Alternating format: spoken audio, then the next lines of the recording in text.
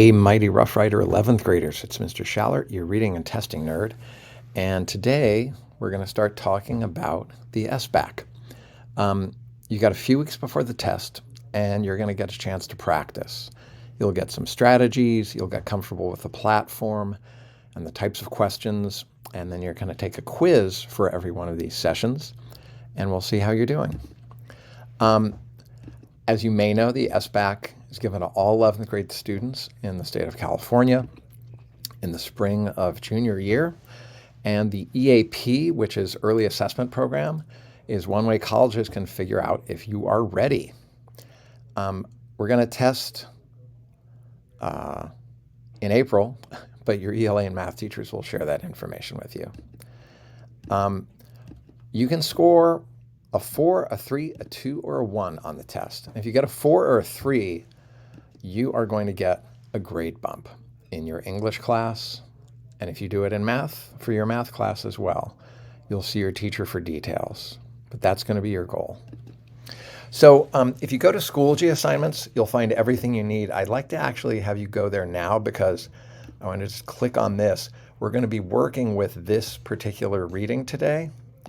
And it's really important that you catch a chance to look at it and figure out what to do with it, okay? So let me go back here. Fun fact number 1, if you get a meets standard on the SBAC, you'll automatically get into college level English and or math when you get to college. That means you don't have to take any extra classes. You don't have to pay extra money for those classes, and you can focus on what you want to be learning. Whenever we answer a question, we're going to use BDA, which is before, during, and after. So important that before you read, you scan the prompt and the questions to see what you need to do, and then you scan what's called the stimulus or the reading. Otherwise, you're going to waste a lot of time, trust me. During the reading, you want to make sure you know what your purpose is. What are they asking you to do? And you can make notes if you need to. And then after you read, you're going to answer the questions. So this is that thing I just asked you to click on. So jump over there. By the way, the type of question this one is all about central idea, okay? So keep that in mind. Here's the challenge. There are 28 paragraphs, and I don't want you to start reading the 28 paragraphs because A, they're boring, and B, that's not what you're really being asked to do. Always start with the title. That's a great way to preview before you read. And then if you notice the questions, there are 2 questions, and there are actually only 3 paragraphs to read, okay? So that's why you want to be careful.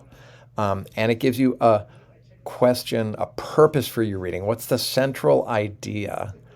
And then what is the best evidence to support that?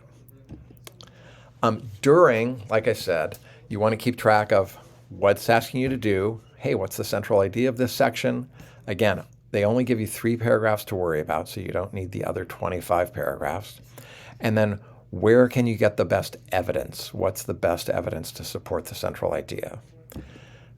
Multiple choice tip number 1, Poe.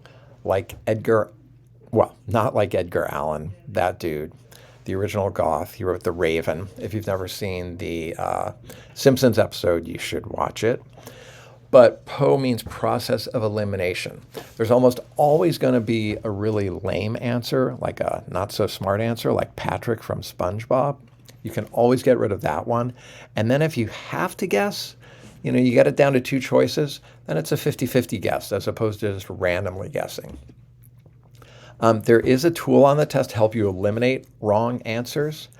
If you go to the little hamburger icon, the 3 stacked lines, you can choose strike through. But you'll definitely want to start playing around with the tools that they give you on the test, okay? So now you're going to do the after questions. After you look at the actual questions. You're going to head over to Schoology, look at the assignment, do the reading, look at the questions, and then you're going to take a quiz. You're going to transfer your answers to a quiz so we can see how we're doing. So the big takeaways, always scan the questions so you know what you need to read. In this case, your purpose is to find the central idea for just 3 paragraphs. and then that you have to find evidence that supports the central idea. But it's all multiple choice, so you're going to do great. Thanks so much, everybody, and I'll talk to you soon.